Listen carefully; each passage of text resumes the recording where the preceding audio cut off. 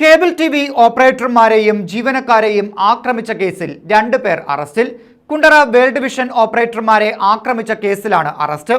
സബീർ, ചന്തു എന്നിവരാണ് അറസ്റ്റിലായത്. കേസിൽ 7 പ്രതികൾ ഒളിവിലാണ്.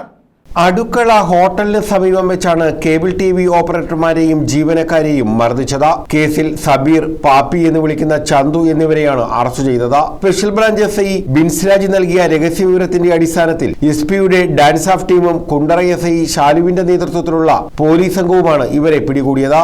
ചന്തുവിന്റെ വീടിന് മുന്നിൽ നിന്നാണ് ഇരുവരും പിടിയിലായത്. പോലീസിനെ കണ്ട് ഓടി രക്ഷപ്പെടാൻ ശ്രമിച്ച ഇരുവരെയും പോലീസ് കീഴ്പ്പെടുത്തുകയായിരുന്നു. ഒളിവിലായിരുന്ന ഇരുവരും ചന്തുവിന്റെ അച്ഛന്റെ മരണത്തെ തുടർന്നാണ് വീട്ടിലെത്തിയത്. കേസിലെ 8ഉം 9ഉം പ്രതികളാണ് ഇവർ. സംഭവത്തിൽ 7 പ്രതികൾ നിലവിൽ ഒളിവിലാണ്. കാപ്പാക്രിസ് പ്രതി വൈശാഖ് ഉൾപ്പെടെയുള്ളവരാണ് ഒളിവിലുള്ളത്. വൈശാഖിന്റെ നേതൃത്വത്തിലുള്ള സംഘമാണ് കേബിൾ ടിവി ഓപ്പറേറ്റർമാരെയും ജീവനക്കാരെയും മർദ്ദിച്ചത്.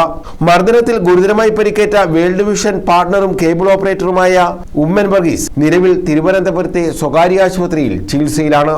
News bureau, Kundara.